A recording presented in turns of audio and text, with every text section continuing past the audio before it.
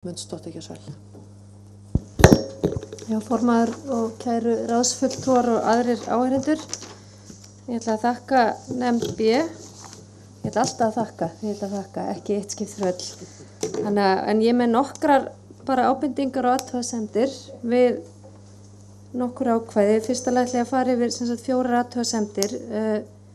Í 17. grein varðandi drengskaparheit. Ég er sammála Katrínu með það að þarna ég vera heit. Áður stóð í stjórnarskráni fram til 1991 að sérhvernir þingmaður skal vinna eið eða drengskaparheit að stjórnarskráni. Orðið eiður var fellt út 91 þar sem það var talið úrelt. Ég hugsa svona bara í samræmi við þær ábendingar sem hafa komið hér fram að við ættum að fella út orðið drengskapar og láta þarna standa heit. Ég ætla að benda á í 18. grein varðandi sjálfstæði í starfi. Ég velti fyrir mér þar sem verið að tilgreina að þingmenn séu eingöngu bundnir við sannfæringu sína og með þeirri viðbót sem nú er sett fram og stjórnarskrá þessa, þá velti ég fyrir mér okkur setjum við ekki inn að þeir séu líka bundnir við almenn lög. Fyrst við erum að tilgreina þarna, mér finnst að segja sér svolítið sjálft að auðvitað er þeir bundnir við stjórnarskrána og almenn lög. En ég velti þessu bara svona upp.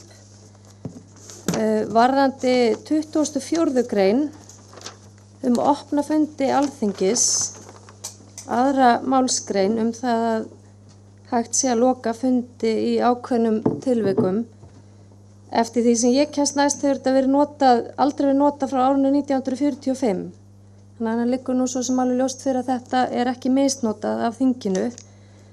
Ég myndi gjarna vilja vita svona hver túlkun á þessi ákvæði væri og hver svona hugsanlega getur verið þörf að hafa svona inni ef nauðsyn krefur. Þannig að við þyrftum kannski að velta því aðeins fyrir okkur áður en við fellum þetta alveg út. Varðandi grein 27 þar sem fjallað setutíma ráðherra. Ég ætla nú ekki að orðlengja það, ég er bara sammála Þórhildi, Ástrós og Gísla og ég myndi vera hlynnt þessari tillögu sem settir fram í skýringum það að enginn geti gegnt ráðherraembætti lengur en 8 ár samfleytt og að enginn geti gegnt ráðherraembætti lengur en í 12 ár samtals.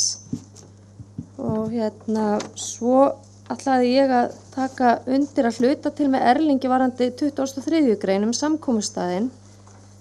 Ég hugsa að mætti alveg fella út þar að jafnaði þannig að ákvæði stæði Alþingi kemur saman í Reykjavík. Og svo er frávikið að forseti þess geti ákveðið að koma saman annar staðar. Varðandi 19. grein þar sem Silja bara sagði, mín málvitund segir mér einmitt að staðina glæp sé að það sé bara þröngt túlkað, það er bara þegar þú ert staðina glæpnum sjálfum sko. Þetta er kannski eitthvað vangavelta sem við þurfum aðeins að taka. Og svo þakka ég bara kærlega fyrir.